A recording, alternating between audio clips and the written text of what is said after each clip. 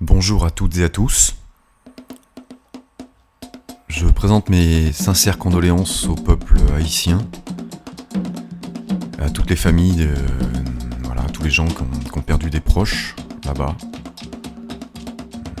Voilà, j'ai été là-bas dans les années 2000.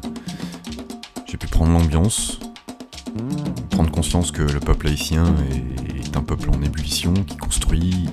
C'est un peu l'image que j'en ai eue, ça construisait dans tous les sens, tout le monde construit, bricole quelque chose, trafique un truc, voilà. Donc peuple très actif. J'espère qu'il saura se sortir de cette mauvaise passe, de ce sale coup, et puis se sortir également aussi de la mainmise du gouvernement américain sur l'île d'Haïti, sur le peuple d'Haïti. De nombreuses sources signalent la présence américaine dans les affaires d'Haïti depuis longue date. Et une personne que je respecte énormément m'a affirmé qu'en fait Haïti était exactement sur une cheminée tellurique qui est un point de respiration de la Terre, et que donc il était normal que de temps à autre, centaines d'années après centaines d'années, la Terre respire, émette une pulsation, et que donc en fait construire sur ce point est une stupidité, et que ça risque de recommencer. Donc 111 000 morts, ça commence à faire beaucoup là.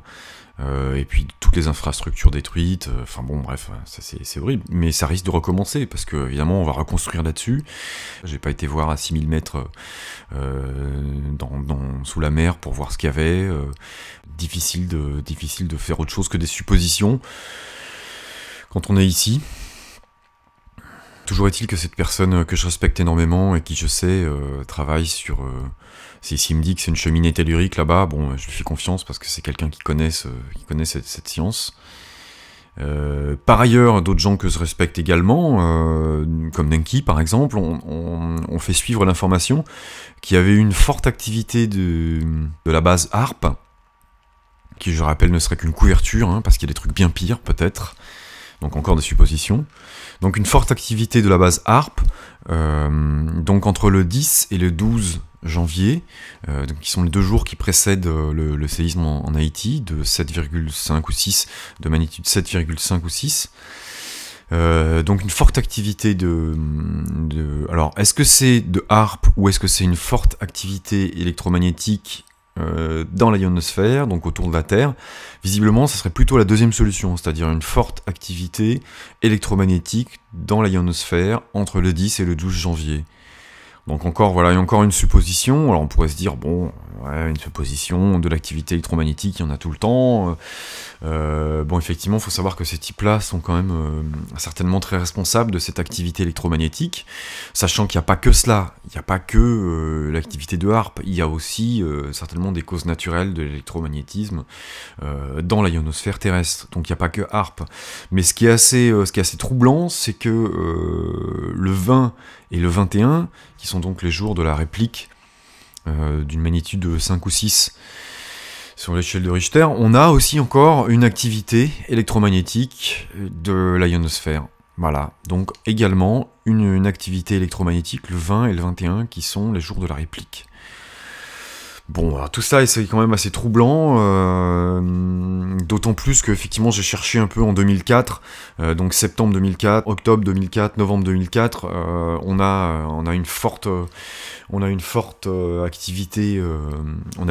activité sismique dans le monde. Et également, donc, HARP a enregistré des fortes variations dans la ionosphère, des fortes variations électromagnétiques dans la ionosphère.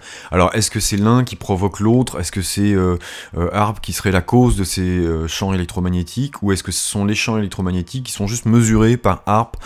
Bon, difficile de dire. Toujours est-il qu'il y a Chavez aussi également, donc, qui pose les questions à l'ensemble du monde là-dessus. Chavez, voilà, qui fait remarquer que, effectivement, ça pourrait être juste encore une fois un coup des Américains pour mettre la main, pour mettre le grappin sur Haïti, voilà. Donc quoi qu'il en soit, voilà, cette Haïti serait quand même la 51e étoile de l'état du drapeau américain. Bon. Et donc il y a cet article repris sur Alter Info, qui est un article originellement paru sur espaceinsular.org, espaceinsular.org, donc article traduit par Mécanopolis, qui fait remarquer qu'effectivement il y a un vaste gisement pétrolifère sous Haïti, et voilà, ça recommence. Donc un vaste gisement pétrolifère sous Haïti, également de l'or, également de l'iridium. Voilà, donc une grande présence de ressources sous l'île d'Haïti, et puis donc l'envoi de 5000 hommes sur le sol haïtien, donc de la présence de la force Blackwater, bien connue en Irak, qui sont en fait des mercenaires américains. Bon, qu'est-ce qu'ils viennent faire là-bas? Je sais pas s'ils vont vraiment aider les gens, d'autant plus que Nemki nous signale que les pompiers canadiens, qui sont bénévoles pour aller aider en Haïti, sont bloqués, peuvent pas décoller. Enfin bon, ça c'est quand même complètement surréaliste. Donc il y a une vaste nébuleuse politique, visiblement, qui entoure cette tragédie. Ça dit rien qui vaille. D'autant plus qu'on nous signale aussi également, alors là, toute la cohorte de l'exploitation des marchés de l'humanitaire, c'est-à-dire le fric qui part là-bas, en fait il va pas du tout là-bas, il va sur des comptes offshore, il est placé, il est récupéré, voilà, c'est ça. Donc sur quelques milliards d'euros, on va avoir quoi, à peine une centaine de milliers qui va parvenir finalement à aider les gens là-bas. Donc c'est toujours la même salade, quoi. En fait, la misère est un facteur d'enrichissement, encore une fois de plus. Et donc voilà, ça va prélever des organes à gogo, ça va aller piquer des enfants pour aller les revendre. Enfin bon, voilà, encore des suppositions, encore de la rumeur, encore des suppositions. Mais bon, admettez quand même qu'il y a de quoi être parano. Hein. Voilà. Donc un appel au gouvernement américain. Donc un appel au gouvernement américain pour lever le voile sur cette histoire. Voilà. Qu'est-ce que vous faites avec ARP vraiment ? Qu'est-ce que vous possédez comme arme de destruction massive de l'humanité? Voilà, expliquez-nous un peu, qu'on arrête de faire des suppositions. Voilà, parce que quand on vous voit débouler comme ça sur une terre, tel un rapace, tel un vautour, sur une proie, il y a de quoi se poser des questions, non? Voilà, et donc je vais citer également Jean Wycliffe, qui lui essaie de faire circuler l'argent de manière directe là-bas sur place, en Haïti, sans que ça passe par tout le système, le marché, certainement coté en bourse de l'humanitaire. Voilà. En parlant de marché de l'humanitaire, je relaye cette information de Pierre Jovanovic, comme quoi en fait maintenant le plasma sanguin était coté en bourse. Voilà. Donc c'est monstrueux quoi, en fait. La misère est un facteur d'enrichissement. Voilà, aujourd'hui c'est net. Donc meilleurs vœux de rétablissement au peuple haïtien et sincères condoléances. À bientôt, au revoir.